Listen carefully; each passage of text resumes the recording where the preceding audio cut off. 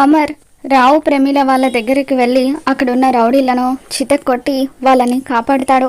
ఆ తర్వాత అమర్ వాళ్ళతో ఎల్లుండి చిత్ర నా తమ్ముడిని పెళ్లి చేసుకోబోతుంది అని చెప్పి అంటూ ఉంటే, పెళ్ళి ఎల్లుండి కాదు బాబు, ఈరోజే గుడిలో పెళ్లి జరగబోతుంది అని చెప్పి అమర్తో వాళ్ళు చెబుతూ ఉంటారు. ఇక దాంతో అమర్ వెంటనే బాగీకి ఫోన్ చేసి ఈ విషయం చెప్తాడు.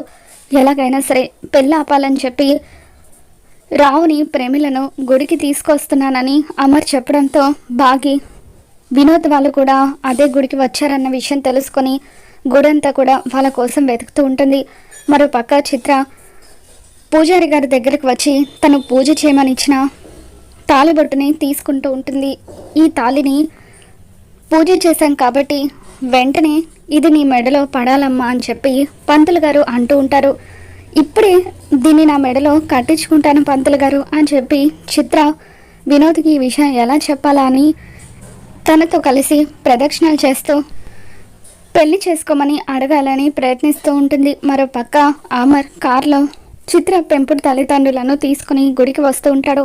మరి ఇంతకీ పెళ్లి జరుగుతుందా లేదంటే చివరి క్షణంలో బాగి పెళ్లి ఆపబోతుందా, ఏం జరగబోతుందో మళ్ళీ మన ఛానల్ తెలుసుకుందాం. ఈ వీడియో మీకు నచ్చినట్లయితే తప్పకుండా లైక్ చేయండి.